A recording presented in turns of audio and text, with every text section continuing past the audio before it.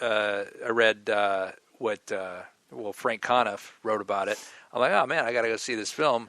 And then, and so you know what it is? It's about his obviously being a sniper, and he's in the movie. Are you serious? Wait, yes. Spoiler alert, dude. American sniper. He's American. And he's a sniper. Oh my God! So it's not just that he's a sniper. Spoiler alert! He's also an American. Jesus, you know how to destroy. So what I'm trying to tell you, though, even go see it now. What I'm trying to tell you, though, is it is about him sniping,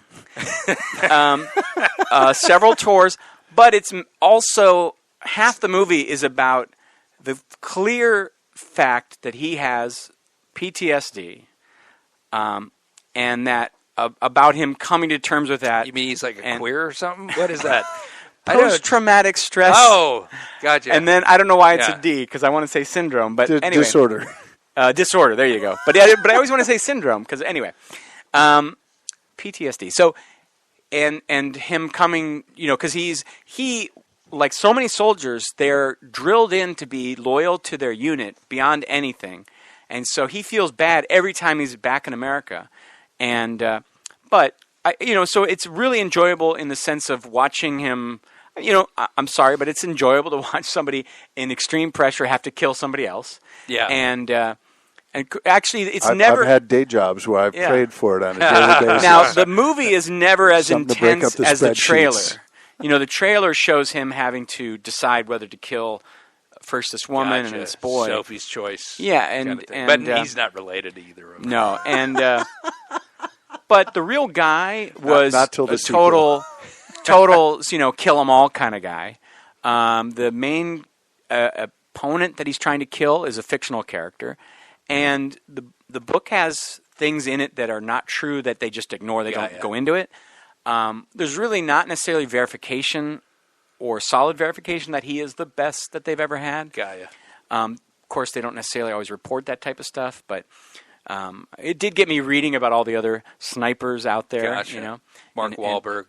Certainly, yeah.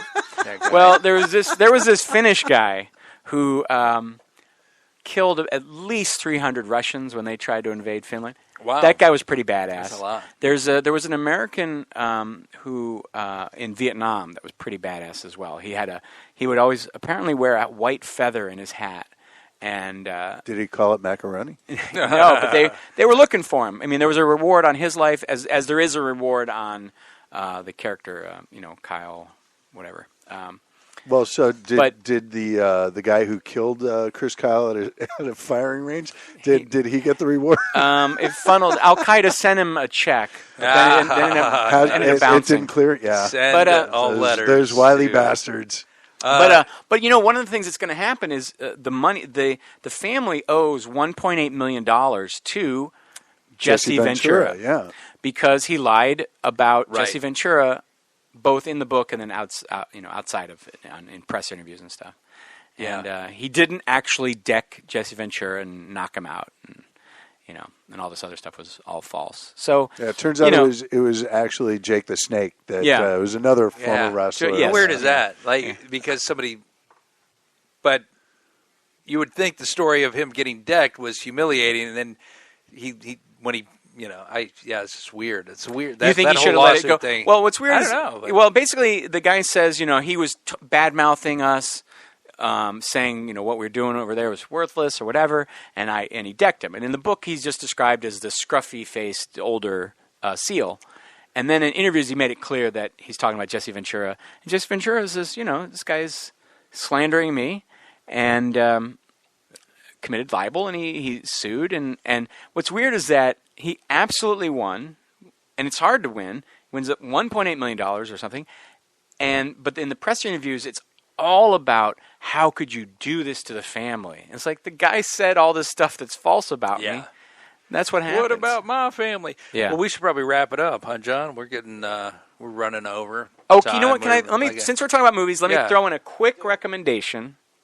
There's a movie in some theaters now called Red Army, and it is about the Soviet Union's hockey team, and it covers the years from like 78, a little bit earlier, into the 90s after the break. Post Miracle on Ice. It's a documentary, and you find out a lot more about everything went around surrounding Miracle on Ice, which was a great little story, but these guys had great lives, and anyway, it's I recommend it. Yeah. Red Army. And playing in a theater near you? Yes, or I was just- playing at the ArcLight, and I think it's at some of the AMC's. Documentary or Documentary. okay. Documentary, yeah. Yeah, I didn't realize you were such a huge sports enthusiast until you know- tonight. I mean, yeah, exactly. You had the thing with the I couldn't name what the Bucks do. The team yeah. with the Yeah. ball, the, and with the thing and the round thing. Yeah. No, but I get in these documentaries sometimes. Right on. Also, there's another documentary covering the exact same period of time that's going to be on, I think, ESPN, February 8th. There you go. That's all I got. You got anything? Well, I can plug a friend of mine's documentary on I think it was I don't remember the year. The Lakers, though, when they were still in Minneapolis, were almost all killed in a plane crash. Oh, wow. And one of my friends, fellow comedian Drake Witham, has produced a short documentary for, I think it's Time Warner Cable. So if you have Time Warner, you can watch it online. But it's an amazing story, so definitely check that out on the sports front. And since we started the show bagging on the Super Bowl, if you're looking for something else, something better to do instead of or after the game, this Sunday night at 7 o'clock at Muse on 8th, the Coffee House, 8th and La Brea in Mid-City. The wonderful Seismic comedy show is going to be happening. That's like my favorite Sunday night comedy show in L.A.